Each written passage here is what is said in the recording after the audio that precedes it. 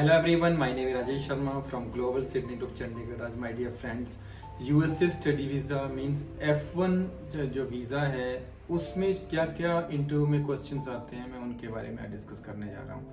जो most 10 important questions हैं जिनको नॉर्मली जो वीज़ा ऑफिसर है वो पूछता है, वो कौन कौन से हैं, उनके बारे में आज इस वीडियो में मैं बात करने जा रहा हूँ।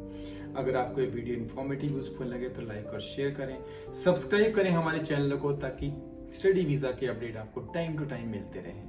तो सबसे पहले माय डियर फ्रेंड्स बात करते हैं। जो सबसे पहला क्वेश्चन आता है पर्पस ऑफ विजिट का, कि why you want to study in US, कि आप क्यों वहाँ पर स्टडी करना चाहते हैं, आपका पर्पस क्या है वहाँ पर स्टडी करने का, यूएस को ही आपने क्यों चूज करा अदर देन अदर कंट्रीज। तो ये सबसे पहला क्वेश्चन आता है। और दूसरा क्वेश्चन आता है कि आप जिस यूनिवर्सिटी में जा रहे हैं उस यूनिवर्सिटी के बारे में, कि वाई आपने वही पर्टिकुलर यूनिवर्सिटी क्यों चूज करी, और उसको जो है आप वहाँ पर क्या स्टडी करने जा रहे हैं। जो तीसरा क्वेश्चन आता है वो थर्ड क्वेश्चन आपका प्रोग्राम से रिलेटेड है, कि आपका मेजर किस प्रोग्राम में रहेगा और आप क्या स्टडी करना चाहते हैं, आपने वो पर्टिकुलर प्रोग्राम ही क्यों चूज करा।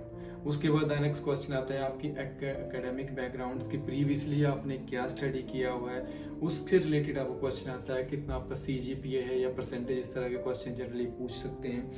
और देन नेक्स्ट क्वेश्चन आता है आपका फाइनेंशियल बैकग्राउंड का या फाइनेंशियल सिचुएशंस क्या है, कि आपका स्पॉन्सर कौन है, कौन स्पॉन्सर कर रहा है, और आपके पास कितना फंड्स है। ये सारी बातें आपसे पूछी जाएंगी। सबसे important things my dear friends, आपके स्पॉन्सर के बारे में पूछेंगे कि उनका ऑक्यूपेशन क्या है।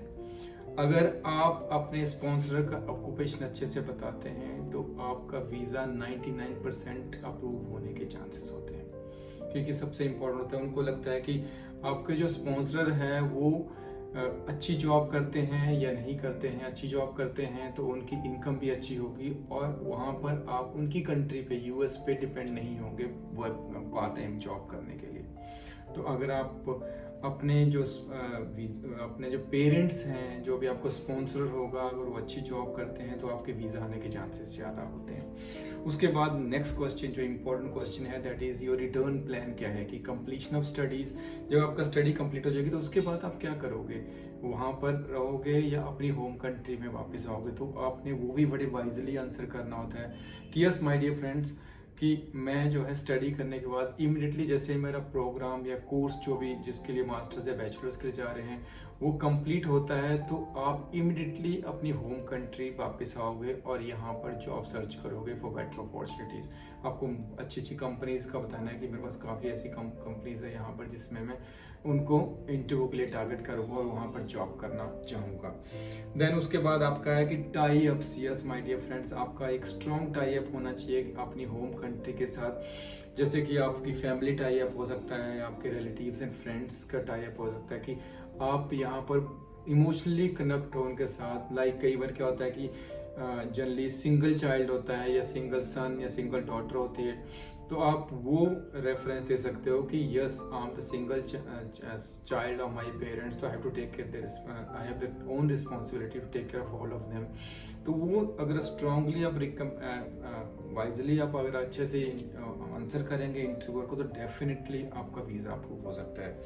देन वो आपसे पूछ सकते हैं कि कोई लोन तो नहीं है, आपका एजुकेशन लोन तो नहीं है आपने लिया हुआ है, क्योंकि कई बार क्या होता है फाइनेंसर आपके जो स्पॉन्सर ना होने की वजह से कई बार स्टूडेंट्स ने एजुकेशन लोन के लिए अप्लाई किया होता है। अगर आपने एजुकेशन लोन के भी अप्लाई किया है, फिर भी मेरी सजेशन ये रहेगी कि आप पहले आपने यही बोलना है कि हमारे पास सफिशिएंट फंड्स है, लोन्स नहीं लिया हुआ, मैंने अप्लाई किया हुआ है। क्योंकि कई बार चाहे आप फीस लोन से पे करिए, वो सेकेंडरी इशू है, बट आपका जो इंटरव्यूअर को ये लगना चाहिए कि this person is financially stable, इनके पेरेंट्स के पास इनफ फंड्स हैं जो कि इनको यूएस में स्टडी करने के लिए इनको कोई प्रॉब्लम नहीं आएगी, they can easily finance their living expenses and tuition fees. Then last question ऐसा आता है कि why we should give you visa, the most important question. Yes my dear friends, अगर आपको ये क्वेश्चन का आंसर दे दिया तो मोस्टली आपका वीज़ा ग्रांट हो सकता है। आपने यही बोलना है कि yes I am the genuine candidate. आप ये बोल सकते हैं कि जेन्युइन कैंडिडेट है मैं, मेरी अपॉर्चुनिटी रहेगी कि मैं एक जो यूनिवर्सिटी है जिसने मेरे को ऑफ़र दिया है, ऑफ़र एक्सेप्ट किया है, मेरे को ऑफ़र इशू करा है, उस यूनिवर्सिटी में मेरे को वो यूनिवर्सिटी के बारे में बताना है कि वो यूनिवर्सिटी जो है टॉप रैंकिंग यूनिवर्सिटी है, और उसने मेरा कैलिबर देख के या मेरा जो एकेडमिक्स देख के, मेरी परफॉर्मेंस देख के, उसके बेस पे मेरे को ऑफ़र इशू किया है। तो ये सारी चीज़ें आप बताएंगे तो डेफिनेटली वो वीज़ा ऑफिसर आपका वीज़ा ग्रांट कर सकता है।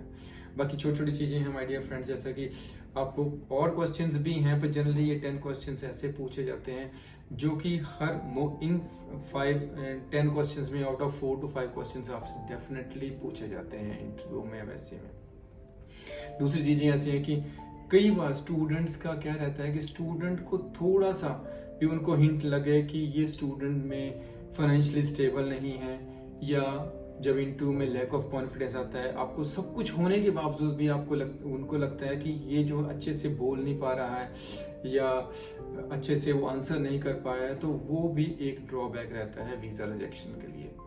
तो आपने अच्छे से प्रिपेयर करना है, आप बढ़िया से प्रिपरेशन करिए डेली। पहले बिफोर टेकिंग योर अपॉइंटमेंट आप अच्छे से प्रिपेयर करके कॉन्फिडेंट होके जाइए और एक वेल ड्रेस्ड कोट के साथ जाइए, तो डेफिनेटली आपका वीज़ा अप्रूव हो सकता है। तो I think my dear friends, जो इंपॉर्टेंट क्वेश्चंस थे जो यूएस एम्बेसी पूछता है F1 वीज़ा के लिए, आपके क्लियर हो चुके होंगे। अगर आपके फिर भी कोई डाउट होंगे तो आप मुझे, मेरी टीम को कांटेक्ट कर सकते हैं या हमारी सर्विसेज अवेल कर सकते हैं। We believe in 100% genuine and transparent services. With this guys, thank you very much, best of luck.